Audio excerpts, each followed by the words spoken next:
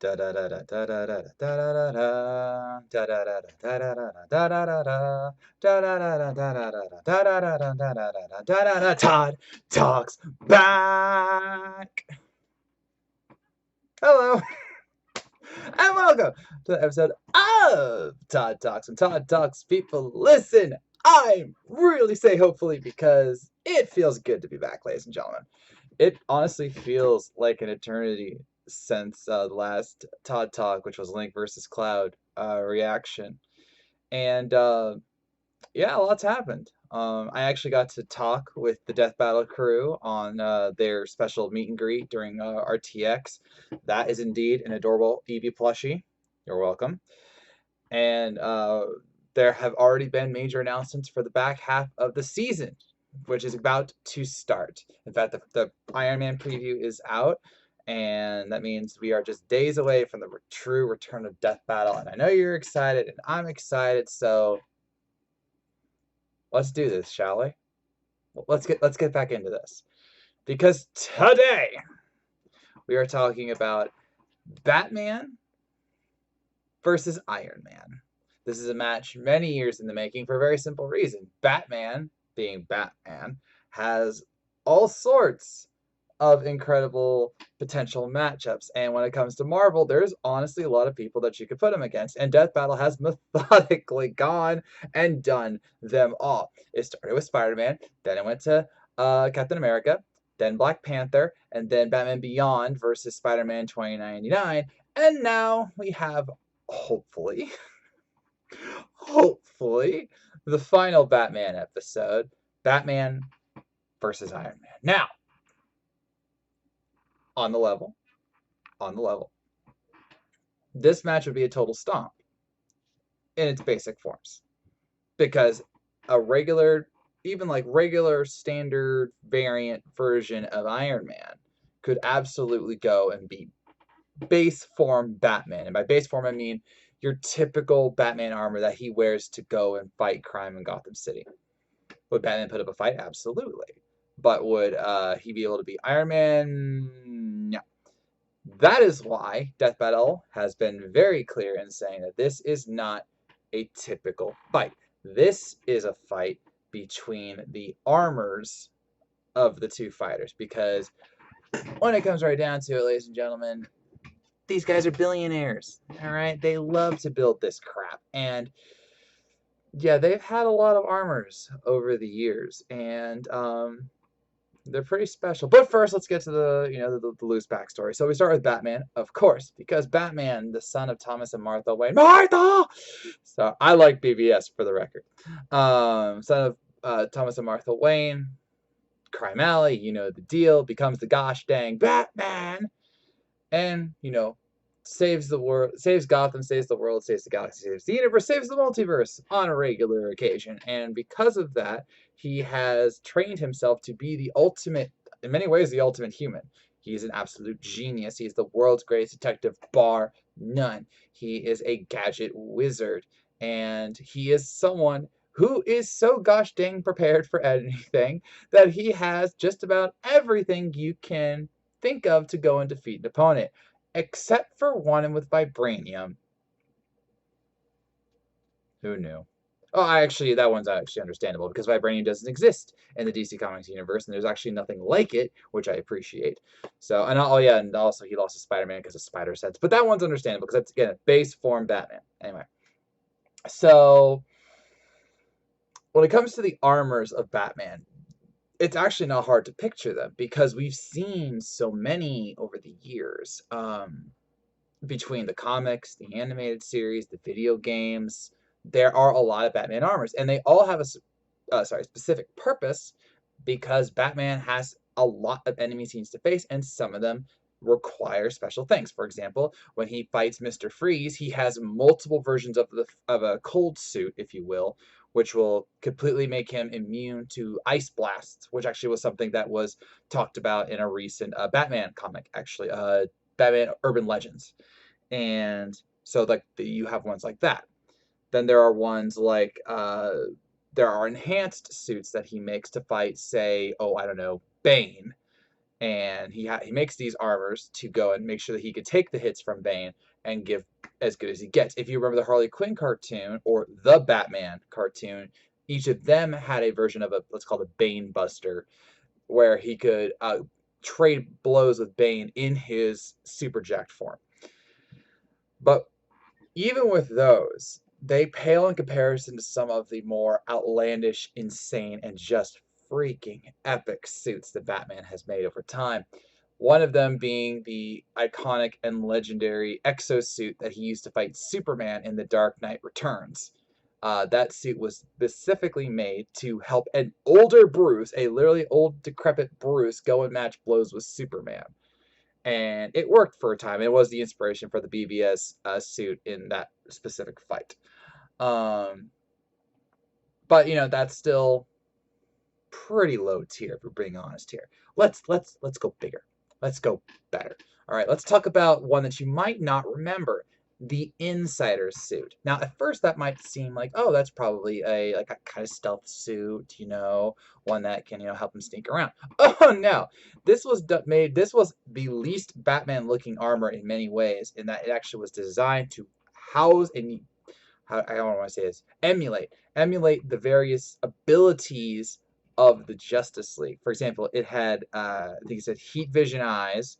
It had a speed mode that could let him run like the Flash, which is not something you say lightly. It had an energy blast powered by willpower because of Green Lantern. It had an electric wire that acted as a lie detector. And, oh yeah, he can go invisible like Martian Manhunter, on top of enhancing his strength and all that stuff. So that one's pretty cool. Then there's the Thrasher Suit, one of my all-time favorites, because this was made during the Court of Owls. And the Court of Owls, basically, it's a very long story, but Court of Owls were about a long-time assassins who were dwelling in Gotham, and then they decided to come after Batman. And so they broke into his house, and he goes to his secret room, and he comes out in this like very epic-looking armor and says, "Get out of my house!" You know, so awesome. And that one enhanced his speed as well as allowing him to take on dozens of assassins at once. Another one that you might forget that he had was the Suit of Sorrows. Yeah, remember the character Azrael? Yeah, he has that. He has that armor, and he's used it on multiple occasions. In fact, it was actually gifted to him by Talia, his, what do you want to call her? You know, lover, mother of his child, item. She's a thing. No, don't say that. Do not say that. She's complicated, as is everyone in Batman's life, if we're being honest with each other. So, but yeah, Talia gave him the Suit of Sorrows to go and do his mission better, and it enhanced his strength and speed as well as gave him the legendary Blades of Azrael. And he actually refused to wear it after a while because it was making him more violent. Think about that. Batman got more violent. Ooh. Oh, you think we're done? No, we're not done at all. Because we have the Justice Buster. Yeah. This was a fan favorite from the Batman Endgame arc done by the legendary Scott Snyder, who was also the one who did the Thrasher Suit, just for the record. But this was one that, as the name implies, was meant to go up against the Justice League. This was Batman's Tower of Babel, for those who get that reference, all right? This was the all-in-one suit to handle all of them. It was literally equipped to go and defeat the Justice League, and technically he did. It's a little more complicated than that, but he was able to trick Wonder Woman, hit the Flash when he was running at full speed, depower Green Lantern, trap Aquaman, and shut down Cyborg, as well as go toe-to-toe with Superman for quite a while before, again, it was complicated, but the suit was destroyed. And like that was, and it, like he only used it once for that fight, but like again, he took down the Justice League. Like, dang, you know. Oh, you think we're done? We're still not done. I got my two best armors for last, and one of them we absolutely know is in the fight. The Hellbat armor, or the Hellbat suit, however you want to call it. All right, this is one from 2019, 2018, something like that. No, 2019 was the other suit. Okay, it was earlier than that, but let's just say like 2017. Damian Wayne had died in the Batman Incorporated arc, and Batman was driven near insane by the loss of his son. Seriously, they handled it really well. It was great. But he realized that there was a way to bring him back. It just so happened that he had to go to Apocalypse to do it. Oops. So naturally, Batman against any new god, even the good new gods on New Genesis, is a total wash. Like he can't compare. So the Justice League apparently decided, hey, let's go and make Batman a suit that can help him rival gods. Does the phrase OP Batman mean anything to you? Anyway, so all of them, like all the Justice League, came together to go and make this armor. Superman forged it in the sun. It was assembled by Cyborg. It was blessed with certain powers by Wonder Woman. It was given enhancements by Green Lantern and John Jones. And then Aquaman and Barry Allen helped reinforce it by like taking it to the deepest depths of the ocean and doing some speed building, I think. And it was this armor that Batman used against their will, like the Justice League. The Justice League didn't want him to do it, but he didn't care. He took the armor anyway. He went to freaking Apocalypse and fought Kalibak. He fought Darkseid and was finally able to get his son back to life. Did we really need Damian alive? No, I'm just joking. Now, there is a lot of speculation about just how powerful the Hellbat is because it can take hits from Darkseid. But you could argue that Darkseid was holding back. It was able to hurt Darkseid, but how much did he really hurt him? Because as we remember from the Darkseid Thanos fight, that's just the avatar of Darkseid's consciousness. Because remember, Fourth World. So there is a bit of a debate about just how powerful it really is. But it was clearly enough to do enough damage to Darkseid to get him to back off for a little bit. And it was able to... he was getting beaten by Darkseid. Okay, so he was literally under Darkseid's heel, and Darkseid's monologuing because he's Darkseid. And Batman was able to use a special shape-shifting cape made by Green Lantern to get off of Darkseid and then punch him so that he could escape. So, and if you're knocking back Darkseid, you clearly have a lot of power within you, or at least in this case, in the armor. So now the catch with the Hellbat suit is that it severely drains the metabolism of Batman. And Batman himself actually had to eject parts of the armor so that he could keep trying to save Damian. And so there is a time limit on it, but it's not specifically stated how long it would take to kill him. Not to mention the fact it's the gosh dang Batman, and we all know that that guy is incredibly superhuman in terms of what he can endure. So there's that. And finally, the suit that I cannot confirm is in this death battle, but would be oh so epic if it was. The Sunbox Suit. This is one from the 2019 Justice League comics. And this was the massive multiversal Perpetua arc. Okay? Yeah, I remember her from the Lex Luthor death battle that I still hate because they totally didn't do Apex Lex, even though they totally teased that he would. But yeah, so long story short, the World Forger, who is one of the, let's call them the higher denizens of our particular DC universe, realized that the only way to save the multiverse from his mother, Perpetua was World Forger's mother, was to full-on craft a new reality. And he needed Batman to go and do it. But the trick was that Batman actually built his own suit from the future, don't ask, and it was imbued with basically the Mobius chair and able to literally rewrite the minds of people cell by cell. Like, he specifically states that in this suit he could change the minds of anybody and rewrite them cell by cell. Okay, and this is a world forger, a guy who literally makes worlds. And like this, the arc in question literally showed him making worlds and rewriting reality on a whim. All right, that was his thing in the DC universe. Okay, and so if he tells you that this suit can rewrite you cell by cell, he's not lying. He's not embellishing at all.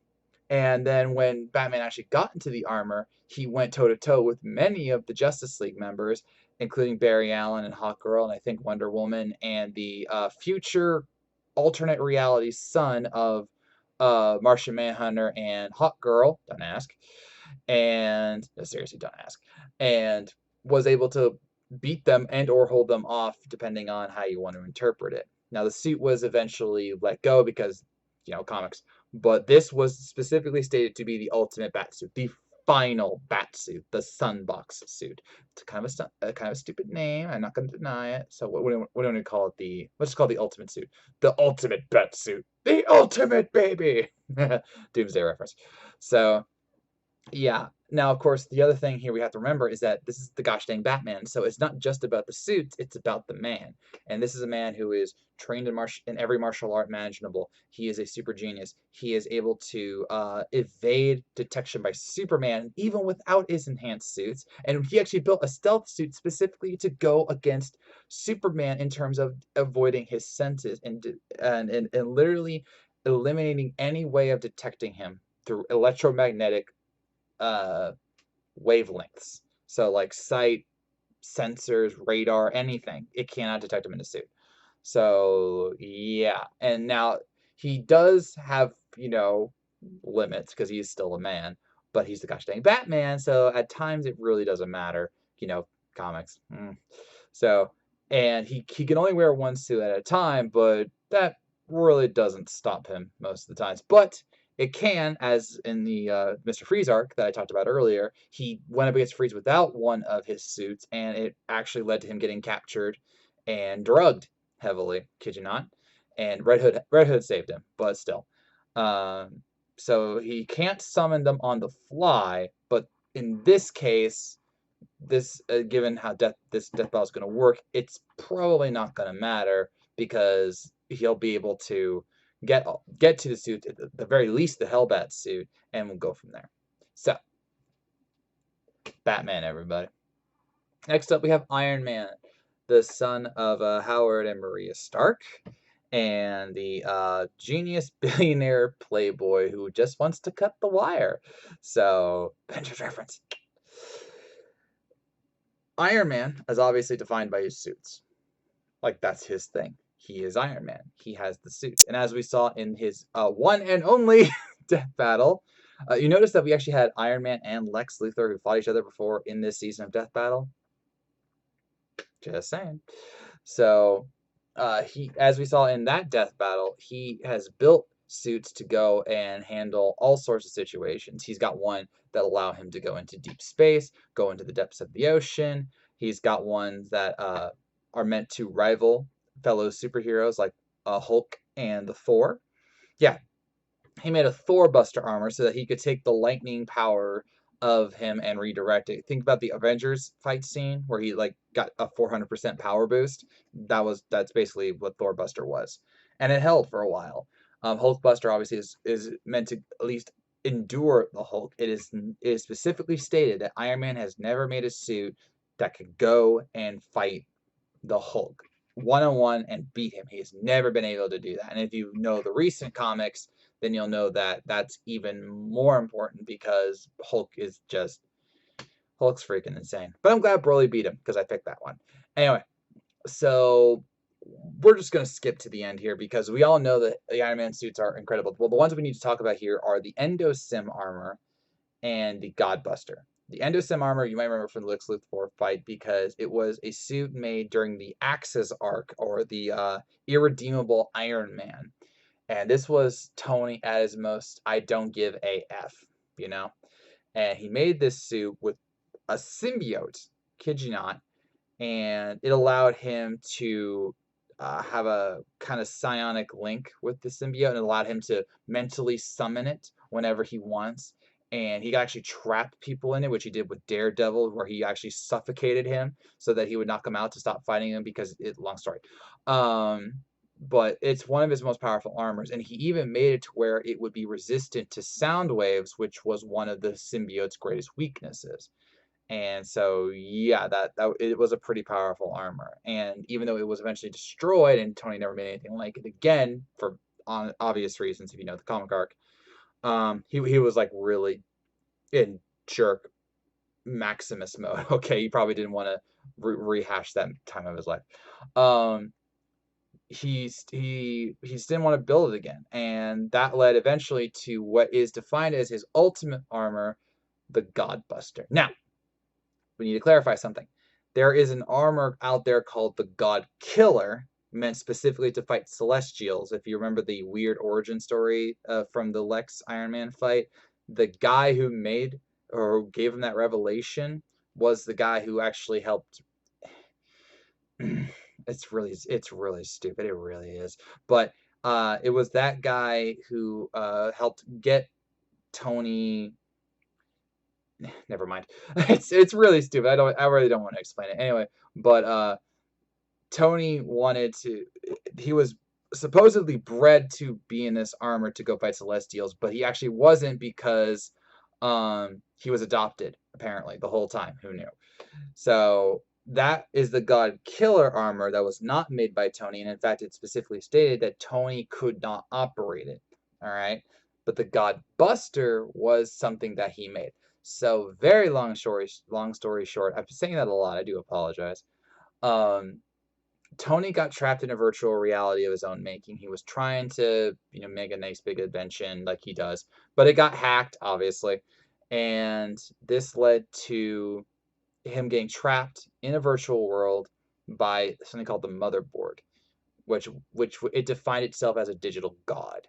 And so Tony was blessed by the Motherboard, who actually saw herself as Maria Stark, and blessed Tony with the ability to make anything he wants by going beyond the physical constructs of the human body.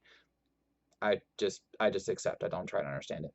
So when he did, he realized, okay, I've got to get the heck out of here. So he used that power against her and made the Godbuster armor, an armor so powerful it defeated her basically in one shot.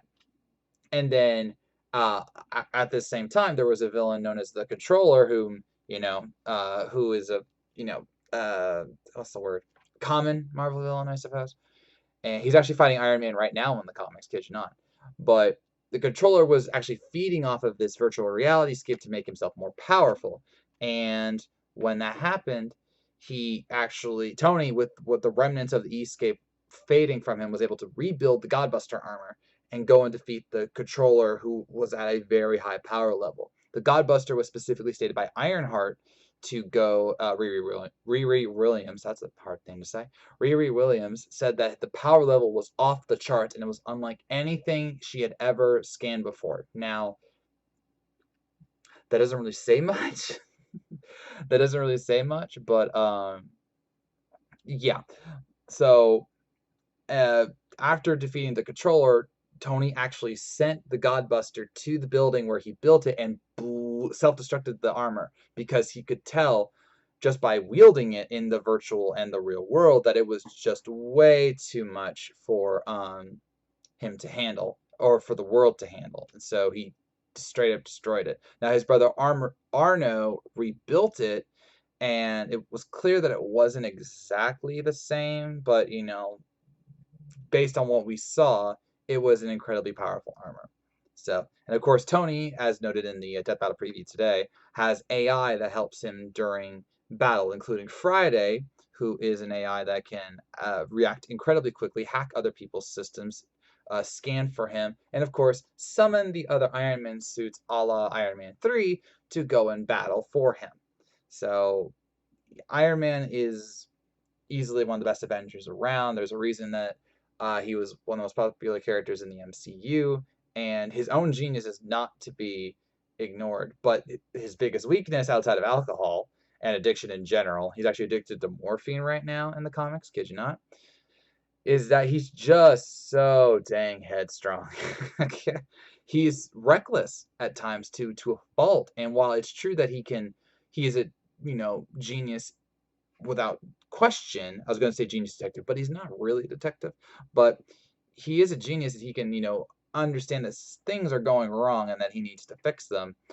He also at times just rushes into things without thinking, and that can get him and his armors hurt and or destroyed. And that's happened multiple times in the past, such as with the Extremist suit, where when he wasn't using it when he himself wasn't at his peak, it actually wasn't working properly, and thus would malfunction all the time. So yeah, but even with that, he's still one of the best Avengers. He's fought countless superhumans, including his own allies. He's fought in Dark Elves. He's fought in the Hulk. He's fought in Ultron and Ultimo, including the recent comic arc. And he's really good at what he does, because I am Iron Man. So, who wins in this, what do you want to call it? Armored war? Also, just, yes, sorry, it got a little dark outside. In this armored war that we are now in? That's a good question, because as sad as it may sound, and not unlike the Doom Doom Lex Luthor fight, I can't confirm how many suits are going to be in there. We do know definitively that the Hellbat and the Godbuster are going to be in there, because those were the preview images. And in the Death Battle preview that we saw, we indeed did see the Hellbat show up. But does that mean that they're not going to show other suits? They imply that they're going to show other suits, including obviously the Godbuster. But I'm worried about the Sunbox Suit, because I'm trying so hard not to make another Lex Luthor mistake, and it just got dark again. I do apologize. I am trying not to make another Lex Luthor mistake where I say, oh yeah, they're totally going to use this, but they're totally don't use it. But then again, you know, it's the the Sunbox Suit was from 2019, and even if they started working on this fight in 2020, which I don't think they did, that's still plenty of time to know about it, and there's a few issues that shows its power. Unlike the Godbuster, which was honestly not shown at its full capabilities either in the virtual reality arc or when Arno Stark used it in Iron Man 2020. In fact, in that arc, it was noted that he was actually delusional, go figure, and that the armor wasn't as strong as he intended, and Tony trapped him in a virtual reality escape, whatever. So it's honestly really hard to define some of these armor's upper limits. The Godbuster was stated to be power off the charts, but what does that mean? We don't know. And just because Riri Williams, who is an accomplished hero to her own right, said it was beyond anything she's ever scanned before, how much has she honestly scanned? She's still a very young hero in the Marvel, I almost said DC, in the Marvel universe. So you have to wonder, just how big are her charts. And yes, it destroyed the motherboard, but that's not the easiest to calculate. And then with the controller, he was powerful, but he wasn't, he wasn't like God. We did not see this suit go up against like Celestials, which was implied that it could go and kill gods. And in fact, the only reason he called it the Godbuster was that the virtual reality AI said that I am a god. So he's like, fine, then this is the Godbuster armor. So now the problem here is that even if I just use, say, the Justice Buster and the Hellbat suit, there is the question of the other suits. And not Batman suits, the Iron Man suits. Because again, Tony can summon the other suits at will. And when that happens, he has an immediate advantage. He could potentially just overwhelm Batman, right? Well, maybe not. Because Batman's suits are known to go up against, super beings with super strength and super speed, including the Flash, who is much faster than anyone Iron Man has ever dealt with, ever, period, in this story. So you do have to wonder about that. Not to mention, these suits were made to go and battle the gods of his universe, including Superman and Darkseid. The Hellbat, again, hurt Darkseid, who is a new god, who I would put up against any Celestial, bar none. All right? He is that powerful. And Batman was able to hurt him in the Hellbat suit. We did not see the Godbuster going up against an actual god being, just one who was perceived as a god. Now the other question is about hacking. Could Iron Man hack any of Batman's suits? No, I don't think he can. And for that one, I actually refer you to Batman Beyond versus Spider-Man 2099. Lila, who admittedly was not hacking AI in its intention, but one who could hack, was not able to go and hack into the Batcave or into Terry's suit, and even they noted that, Bruce is used to this stuff. He's used to having hackers try and get at his systems, and he's gotten fail safes to deal with them, including Cyborg, who is a literal expert hacker who is quite literally connected to the cyber world via the grid. All right, so he could hack anything except the Batcave. And in the end game arc with Justice Buster, Batman took down Cyborg with a special netting that completely shut down his cybernetic systems. If he can do that to Cyborg, couldn't he do that to Iron Man in one of his suits, including the Godbuster? Maybe. So, and Batman's used to taking on enemies more numerous than him. He's fought assassins without issue. He fought the Justice League, basically 6-on-1. He's done a lot. And so while Iron Man definitely has certain advantages in terms of the number of suits he has and certain other things, Batman, I honestly feel, based on the Sunbox suit and the Hellbat suit and the Justice Buster, honestly has enough to go up against Iron Man and not have much issues. So to my surprise, I am actually going to pick Batman to go and win this death battle. Heaven help me if I lose. Because I'll be 4 and 5. I don't want to go 4 and 5. So yeah, I'm picking Batman for this death battle. And with that, I am ending this epic return, if not shattery return, to Todd Talk. Who do you think is gonna win between Batman and Iron Man? And just how many armors are we honestly gonna go and see in this fight? Let me know in the comments below. So I thank you for watching. If you made it this far, I know you were listening, and I'll see you around.